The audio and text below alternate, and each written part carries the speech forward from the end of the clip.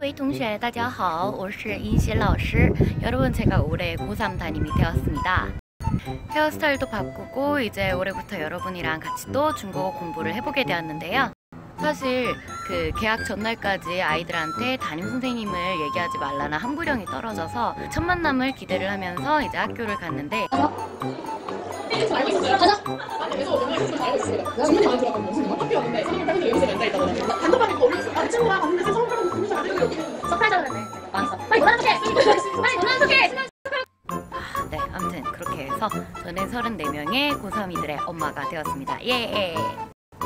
그리고 올해는 중국어 4개 반을 맡아서 이 4개 반에서 중국어를 같이 공부해 보도록 할 텐데요. 이번 영상을 통해서 우리 같이 미리 중국에 대해서 그리고 중국어에 대해서 그 발음 구조라든지 이런 거에 대해서 조금 같이 배워보도록 할게요. 예쁘고 멋지고 착한 우리 고2 아가들 영상 잘 보고 오세요. 이 나라의 풀네임은 뭐죠? 대한민국이 되겠죠. 한국이라고 하지만 대한민국이라고 하잖아요. 중국도 역시 풀네임이 있습니다. 바로 뭐라고 하냐면 중화인민공화국이라고 하는데요. 요거를 줄여서 중국이라고 우리가 부르고 있죠. 중국의 국기는요, 오성홍기라고 한다고 저번에 잠깐 얘기를 했었죠. 오성홍기의 뜻은 바로 국기 왼쪽에 5개의 별, 이걸 오성이라고 하잖아요. 그 다음에 바탕에 붉은 깃발, 홍기, 이렇게 보여져서 오성홍기인데요. 이거는 뜻하는 바가 있어요. 바로 큰 별은 공산당을 뜻하고요. 그 다음에 작은 별은 노동자, 농민, 소자산계급, 민족자산계급, 이 4개의 계급이 모여서 이루어지는데 모든 중국인들이 함께 단결하자는 의미를 가지고 있습니다. 자, 다음 중국의 수도는 어디라고 했어요? 바로 베이징이라고 했었죠. 국경이라고 안 하고 베이징이라고 한다는 것은 우리나라의 외래어 표기법에 따르는 것이라고 저번에 얘기를 했었죠. 중국의 전통과 현대가 공존하는 곳으로 문화의 도시라고 불립니다. 고공, 만리장성, 이허유엔 등 다양한 문화 유적이 남아있는 그런 곳이에요. 자, 중국은요 또 이제 2008년에 올림픽을 개최하게 됐잖아요. 이 올림픽 개최지가 바로 베이징이 되겠습니다. 중국의 행정구역을 한번 살펴볼까요? 중국의 지도 어떤 모양이 있나요? 바로 요런 모양이 되었었죠. 닭 모양과 비슷하다고 예전에 어떤 친구가 언급한 것 같은데요. 여기 보면은 특이하게 성이라고 되어 있는 곳이 있고요. 자치구라고 되어 있는 곳이 있어요. 이런 게 뭐냐면요, 자치구는 중국에 이제 소수민족들이 모여있는 이런 곳을 얘기를 해요. 그래서 자치구라고 하고요. 홍콩과 마카오는 특별행정구로 모여 있습니다. 그 다음에 성이라고 하는 이런 개념이 있는데요. 성은 한국의 이제 강원도, 경기도라고 도로 나타내잖아요.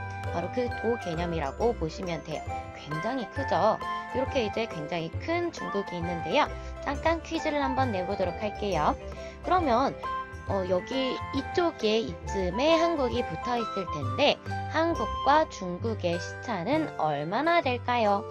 요거를 이제 유튜브 댓글이라든지 아니면 우리 디딤 영상을 올려주는 그 구글 클래스룸 거기 댓글에다가 저는 중국어 몇 반 누구예요? 라고 올리고 나서 이 시차가 얼마나 나는지를 맞춰주는 친구 상품이 기다리고 있겠죠. 퀴즈 정답 맞춰주시고요. 자, 인구를 한번 볼까요? 중국의 인구는요 어마무시하게 많죠. 1위예요. 전세계 1위를 차지하고 있고요. 면적은 전세계 4위를 차지하고 있을 정도로 국토와 인구가 굉장히 많다고 볼 수 있습니다. 중국의 인구는 약 13억. 우리 보통 전 세계 인구가 몇이나 되죠? 한 60억, 70억 이 정도가 되겠죠. 엄청납니다. 그 다음에 중국은요 다수민족인 한족과 55개의 소수민족으로 이루어진 다민족 국가인데요. 총 56개의 민족으로 구성이 되어 있습니다. 근데 한족이 91.5%, 55개의 소수민족은 총해서 8.5%인데요. 8.5%라고 할지라도 1억 원을 넘겠죠. 우리나라 인구보다 훨씬 많습니다. 이 소수민족도 굉장히 많다고 볼 수가 있어요. 자, 이제 그러면 우리 중국에 대해서 알아봤으니까 중국어에 대해서 한번 알아보도록 하겠습니다. 중국어는요, 중국어를 중국어로 물어보면은 한유라고 얘기를 한다는 거예요. 왜 때문이죠? 바로 중국에 한족이 굉장히 많다고 했었잖아요. 이 한족이 사용하는 언어, 한어로 사용한다고 얘기를 해서 한유라고 합니다. 그래서 중국어, 우리는 중국어를 배워요 라고 할 때 저는 중국어를 배워요가 아니라 한유를 배워요 라고 말씀을 해주셔야 돼요. 중국어는요, 역시 이 넓은 대륙 면적만큼 표준말이 있고 사투리가 있겠죠? 표준말을 중국어로는 보통화라고 해요. 보통화라고 합니다. 그 다음에 사투리는 방언이라고 하는데요. 중국에는 7대 방언이 있어요. 중국에서 쓰이는 우리가 많이 배우고 있는 한위는요, 북방 방언에 속하고요. 그 다음에 홍콩 방언은 이제 월방언, 상하이 방언은 오방언, 타이완 방언은 민방언, 객과 방언 등으로 여러 가지 방언이 있습니다. 그러면 우리가 지금 배우고 있는 보통화에 대해서 조금 더 깊게 들어가 보기 전에 중국의 언어를 조금 더 파보도록 할게요. 우리나라는요, 한글을 활용을 하지요. 한글은 세종대왕님께서 만드셔서 표음 문자입니다. 표음 문자라는 것은 무슨 뜻이냐? 글자를 보고 발음을 알 수가 있다는 거예요. 가나다라 마바사 다 각자의 발음을 가지고 있잖아요.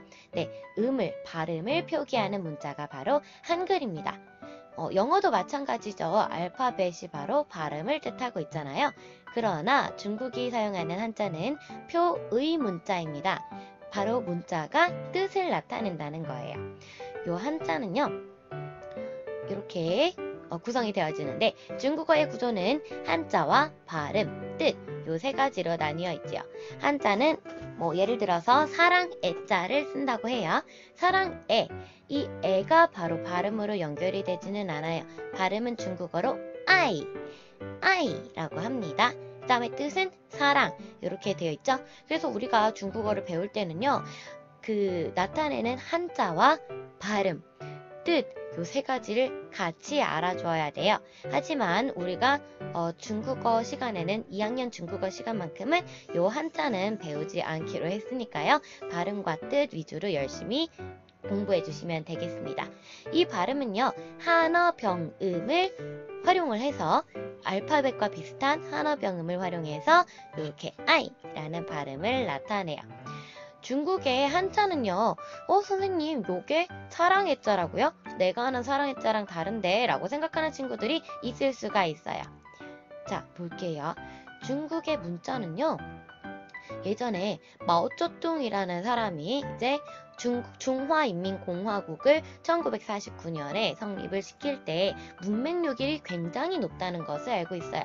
중국의 노동자와 농민들이 일만 하다 보니까 공부할 시간이 없는 거예요. 그래서 이렇게 어려운 한자들, 우리한테도 많이 어렵잖아요. 이런 어려운 한자들을 익히지 못했어요.